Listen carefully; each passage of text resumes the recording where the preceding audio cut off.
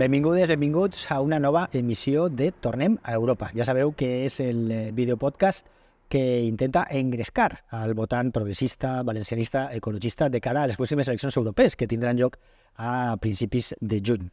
El podcast que intenta que considerem la importància real que té la Unió Europea en les nostres vides quotidianes i la importància de tindre representants que defensen els nostres interessos i que treballen per una Europa més justa i més solidària. Ja sabeu que podeu seguir el podcast en qualsevol de les plataformes més importants de projecció de podcast i també en el nostre canal de YouTube. I el tema que tractarem avui és el de l'agricultura i la ramaderia. El sector primari és absolutament fonamental per a qualsevol societat i en el nostre cas està molt controlat per les decisions que se prenen allà a Brussel·les i a Estrasburg. I tenim un convidat d'excepció, un amic, que sap molt d'aquest tema i que ha volgut col·laborar amb nosaltres. És Joan Mamesado, el director tècnic, el secretari tècnic de la Unió Llauradora i Ramadera. Joan, moltes gràcies per vindre. Hola, moltes gràcies a tu per convidar-me, Jordi, és un plaer. Tu ja has estat a Brussel·les, coneixes un poc com funciona això, no? Jo t'he sentit allà al Parlament Europeu explicar algunes coses interessants de la nostra agricultura. Com li explicaries al nostre públic la importància que tenen les decisions que es prenen a Europa sobre el sector primari, l'agricultura i la ramaderia? Bueno, les decisions que se prenen a Brussel·les són cabdals. Per al sector agrari valencià en concret són cabdals perquè hi ha tres tipus de polítiques que s'afecten directament a lo que és la gent que viuen i volen viure del camp. En primer lloc tenim la PAC i les exigències derivades de la política agrària comuna, que és, de fet, va ser la primera i és de les poques polítiques agràries comunes, de polítiques comunes que n'hi ha a la Unió Europea. Després tenim un altre bloc que és la regulació de relacions de la cadena, dins de la cadena alimentària, de com organitzem la cadena alimentària. I en tercer lloc, i no menys important per a la nostra tipologia d'agricultura i ramaderia que està abocada al mercat, que són les relacions amb països tercers. Tot això se decideix a Brussel·les. Se negocia a Brussel·les, se decideix allí, s'aprova allí, i d'allí ja va baixant cap als estats membres i les comunitats autònomes. Per tant, qualsevol cosa que se decideix allí, directament ens afecta a nosaltres. La política agrícola comuna és pressupostàriament la part més important de la política europea, no? I a més, com tu has comentat, és probablement l'única política realment comuna que té la Unió Europea, perquè ni té una política comuna exterior, ni tampoc exactament de comerç, però en canvi en agricultura sí que ho té. Tenia tres objectius fonamentals quan es va aprovar, no? Un era el que Europa fora autosuficient, que poguera abastir-se de productes alimenticis, però això és absolutament de supervivència, no? Que es poguera alimentar a si mateixa.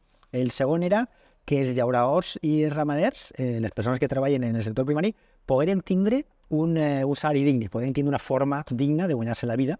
I la tercera era que el sector anava evolucionant cap a una major sostenibilitat, que cada volta fora més ecològic, que cada volta, diguem-ne, els productes que utilitzen fitosanitaris, etc., foren més adequats a la situació d'emergència que tenim per la lluita contra el canvi climàtic, no? I aquests tres objectius s'han aconseguit? No, rotundament no.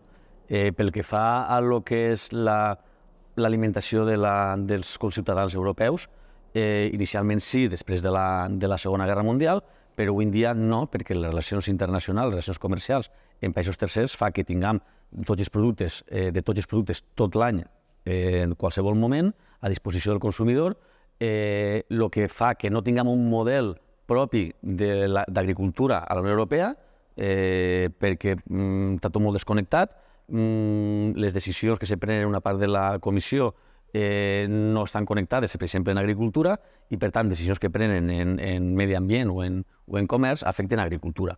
Pel que fa a la renda dels llauradors i ramaders, l'article 39 del Tractat Fundacional de la Unió Europea diu molt clarament que n'hi ha que mantenir la renta al mateix nivell que la resta d'activitats econòmiques de la Unió Europea, i això no s'està aconseguint perquè no n'hi ha una política comuna en matèria de relacions entre la distribució i el productor, que sigui una relació equitativa, no existeix. I per la part mediambiental tenim, per exemple, que som el bloc a nivell mundial que més matèries actives tenim autoritzades de productes fitosanitaris i els que tenim som, entre cometes, dels més sostenibles, però al mateix temps les altres polítiques de la Unió Europea el que fan és permetre que entren els mateixos productes utilitzant els mateixos productes agraris utilitzant les mateixes actives que nosaltres tenim prohibides.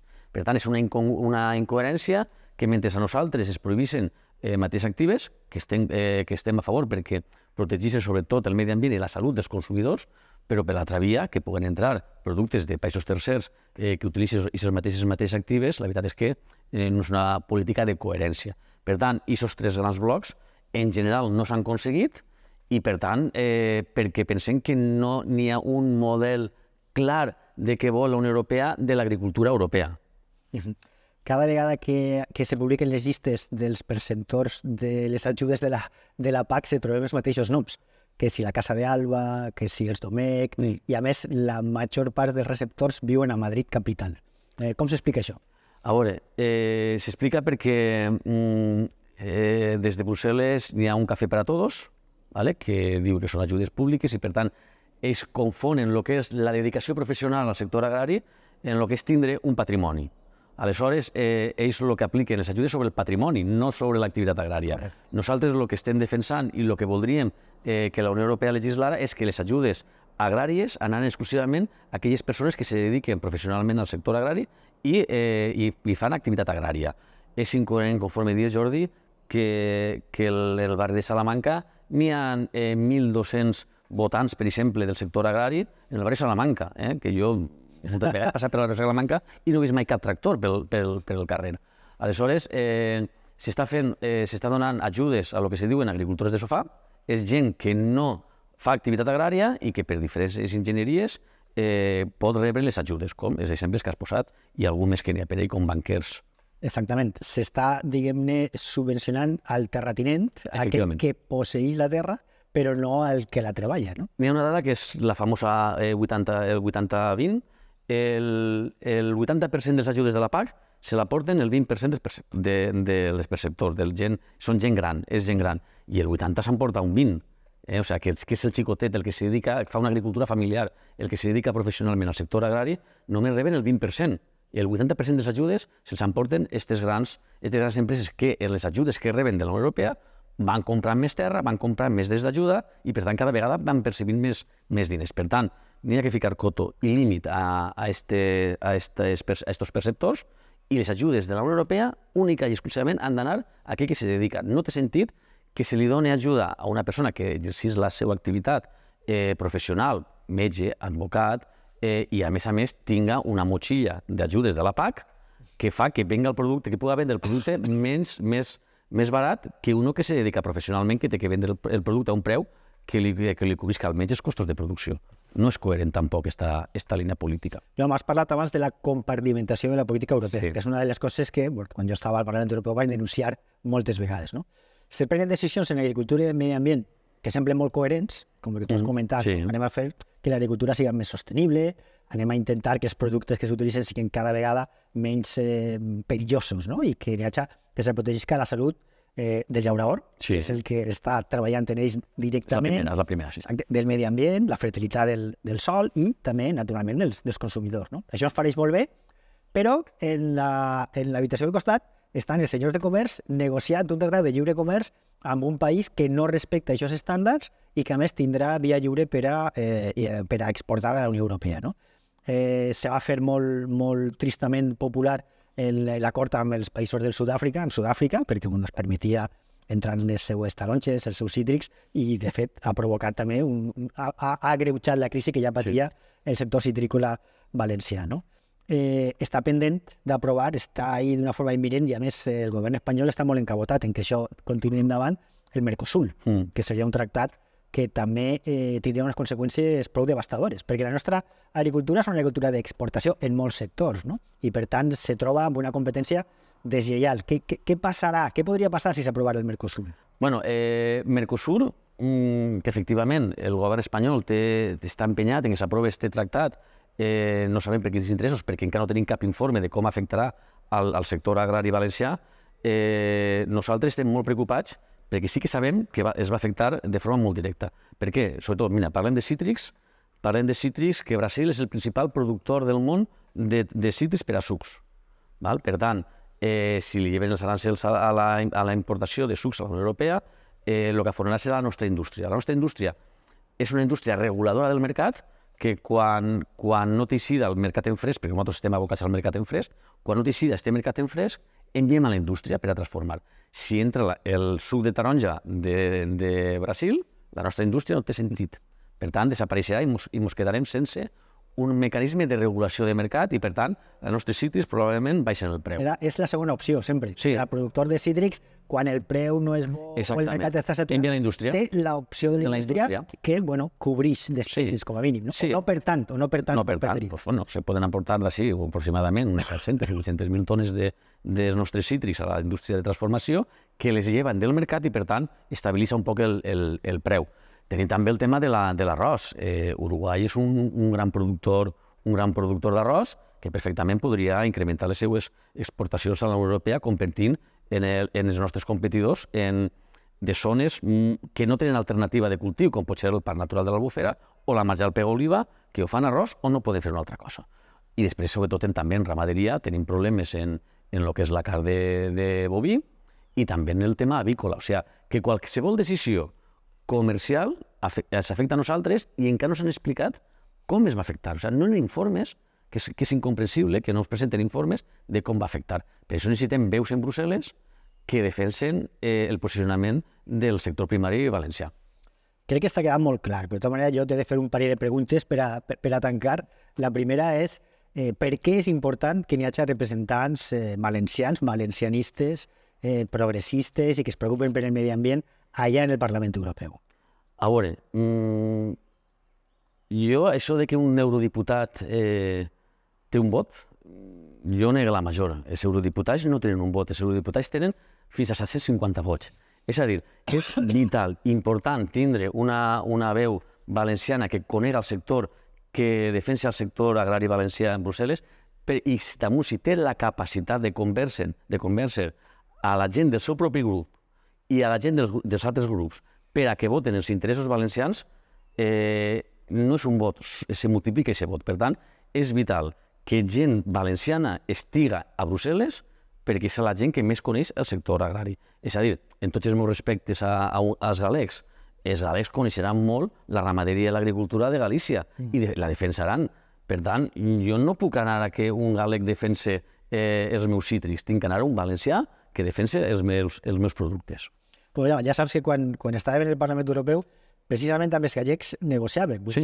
Les qüestions d'agricultura i sobretot de qüestions de cítrics, de verdura, del nostre fruita, del nostre sector.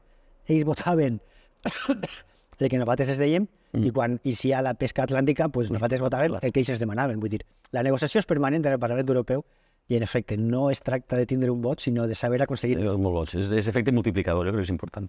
Ja sabem per què és important. I ara, ja per acabar, dona-li deures als eurodiputats valencianistes que arriben al Parlament Europeu a partir de l'any que ve. Què han de fer? A veure, primer, estar molt situats en la realitat del sector productor valencià, conèixer molt bé la problemàtica que estem tenint, que saben que és una problemàtica no tant ja d'ajudes, que sí que les ajudes són importants, sinó de mercat. O sigui, el tema de mercat és fonamental per a l'agricultura valenciana. Per tant, els nostres eurodiputats, que a partir del pròxim mes de juny estiguen a Brussel·les, el que tenen que fer és tindre molt clar en que tenen que tindre un millor posicionament en la negociació en els països tercers, és a dir, que se li demanen els mateixos estàndards productius als països que importen a la Unió Europea que ens estan exigint a nosaltres per a ser competitius, i després, sobretot, que se legisle, que ja està bé, se legisle en el gran poder que té la gran distribució comercial. Els grans supermercats europeus tenen un poder bestial, són els que estan marcant el preu i, per tant, tenen la capacitat de decidir si afone a un productor valencià o no. O a veure si el tinc que portar d'Egipte, tinc que portar de Turquia o de Sud-àfrica.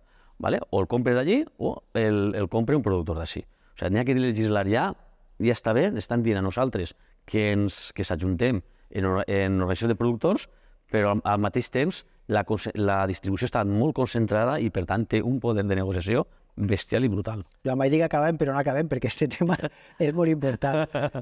La Unió Europea va aprovar una sèrie de recomanacions per a la cadena alimentària. Nosaltres, quan estàvem allà, vam intentar que fora un text més exigent, que no fora només una espècie de guia de bones pràctiques, sinó que n'hi haguera obligatorietat. i és conegut que el lobby de la gran distribució va pressionar molt, molt. A nosaltres també, va pressionar molt per imposar els seus interessos. Tu creus que aquestes recomanacions han servit d'alguna cosa o no? No, a veure, precisament, i fent memòria, això va ser en d'abril del 2019, que estàvem tu i jo precisament en Brussel·les, en el Parlament Europeu, precisament que se va aprovar aquesta directiva contra els abusos dels centres comercials. És 2019, estem al 2023, quasi 24, entrant al 24, estem en la mateixa situació. La distribució cada vegada té més poder de negociació, o me compres o me vens baix el que a mi m'interessa comercialment, o me'n vaig al del costat, i per tant no ha canviat res. S'ha suavitzat, en comptes de fer-ho d'una forma més directa, ho fan d'una forma més indirecta, però la posició de domini continua igual que abans d'aprovar-se la directiva. Per tant, lluitar perquè els tractats comercials, en tot cas, respecten les mateixes formes de producció per als agricultors d'allà i per als agricultors d'ací. Bàsic. Igualtat de condicions. Que n'hi hagi un fair play, perquè si no, òbviament, els preus són més barats per als que no tenen les mateixes condicions imposades com tenim els llauradors i els ramaders valencians. Defendre el productor contra aquests lobbies de la gran distribució que imposen uns preus absolutament inacceptables. I reivindicar la figura dels llauradors, de les llauradores professionals, que a més de proporcionar-nos aliment són els que estan gestionant el territori. I això és una altra de les guerres, no? Perquè hi ha països d'Europa on el gestor del territori, precisament per treballar-lo, també cobra. Perquè, clar, si no esteu vosaltres, si no esteu els agricultors, què n'hi ha? El territori se'ns va de les mans, no? Tenim les plagues, tenim els incendis. Per tant, ahir n'hi ha molt de camp per a treballar. Home, a veure, el que has dit està lligat en el despoblament. El País Valencià té zones on hi ha molts pobles en risc de despoblament i tenim dues opcions. O deixem aquest territori en mans de gent que visca en el territori, xicotets productors, empresaris, tant agrícoles, ramaders, com d'artesania o de turisme rural, o els deixem en mans d'ells o els deixem en mans de fons d'inversió. Triem. O sigui, tenim aquestes dues opcions. I els fons d'inversió a l'interior no van. Per tant, l'única opció que ens queda és invertir i ajudar i donar suport a la gent que viu en el territori. Pues esperem que n'hi hagi de nou representants valencianistes en el Parlament Europeu i que tinguin molt clar que agricultura i ramaderia és futur i és present. És el sector fonamental i no ha estat excessivament ben cuidat per les decisions de Brussel·les. Moltes gràcies per haver vingut. A tu, Jordi, agraït i sobretot esperem que pugues tornar a Brussel·les perquè en l'època que vas estar tot el sector agrari valencià de forma directa o indirecta ha reconegut la feina que vas fer. Moltes gràcies. Doncs així ho teniu, un episodi més de Tornem a Europa dedicat a l'agricultura i la ramaderia que podeu seguir en les principals plataformes de podcast i ja sabeu, hi ha eleccions europees i és important que tornem a estar presents i que defensem els interessos de la nostra gent. Com hem vist avui, en el sector primari és absolutament fonamental tindre veu en les decisions que es prenen tant a Brussel·les com a Estrasburg.